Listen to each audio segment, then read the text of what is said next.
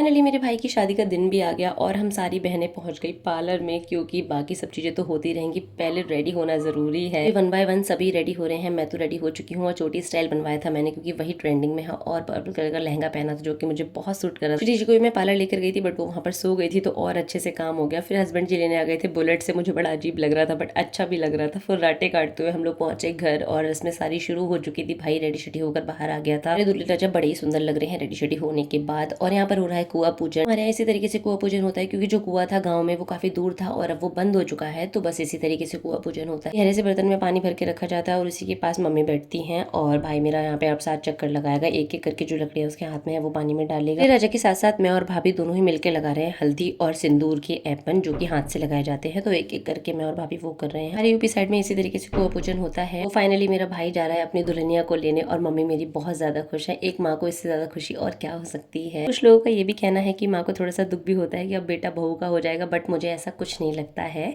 तो हम सभी लोग तैयार होकर निकल गए हैं बारात के लिए। मैं, मम्मी, मौसी, हम लोग सब एक ही गाड़ी में गए थे अपने भाई के साथ। हम सभी लोग जा रहे हैं अपनी दुल्हनिया को लेने और मेरा लुक कुछ इस तरीके का था। मैंने घर पे आके गोल्ड की ज्वेलरीज पहन ली थी और श्री जी भी हैं देखो, लेकिन ये फोन ही चलाती रहती हैं। मामा की शादी, बारात से कोई लेना देना नहीं है, बस फोन चलवा लो बस, और कुछ नहीं करना है इनको। मामा की शादी में श्री जी ने भी बहुत अच्छा सा गाउन पहना था व्हाइट कलर का और ये बहुत प्यारी लग रही थी, बट कितना भी रेडी कर दो ये तो अपना हाल सारा खराब ही कर लेती है शैतानी कर कर के। हम सभी लोग पहुंच गए वेन्यू पर भी और सबसे पहले भाई का तिलक होगा, क्योंकि भाई का तिलक नहीं हुआ था, तो अभी यहीं पे होगा भाई का तिलक। कि जब लगन पहले नहीं होती है तो फिर शादी वाले दिन ही सबसे पहले लगन होती है, उसके बाद फिर बारात चढ़ती है। तो उसी तरीके से यहाँ पर पहले मेरे भाई की लगन चढ़ेगी, उसके बाद बारात हम चढ़ाएंगे। हम सारी बहनें, मम्मी, चाची, जो भी सब लोग हैं वो सभी लोग भाई के साथ ही बैठेंगी, क्योंकि बहन को भाई के साथ बैठना होता है और हाथ रख के बैठती है वो उसके सर पे, तो तभी भाई की लगन चढ़ती है। यहाँ पर पीछे चल रही है प्लानिंग, प्लॉटिंग की हम डांस कैसे करेंगे, ये करेंगे, वो वाला गाना लगवाएंगे। तो यही सब बातें ये सभी लोग कर रहे थे। इन्हें कोई लेना देना नहीं है कि आगे क्या हो रहा है क्या नहीं, बस इन्हें तो यही सब बातें करनी है। हमारे दूल्हे राजा की लगन चढ़ रही है और मेरा भाई बहुत ज्यादा नर्वस हो रहा था। बार बार बस ये पूछ रहा था, बहन मैं अच्छा लग रहा हूँ ना, मैं सुंदर लग रहा हूँ ना। मैंने कहा हाँ भाई दूल्हे राजा तुम सबसे अच्छे लग रहे हो, तुम्हारा स्पेशल डे है, अपना डे एंजॉय करो। छोटे भाई चाहे इतने बड़े हो जाए, बट हम बहनों का जो सजेशन है ना वो लेना भूलते ही नहीं है। तो मैं मिलती हूँ आगे के व्लॉग में बहुत सारी मस्ती के साथ।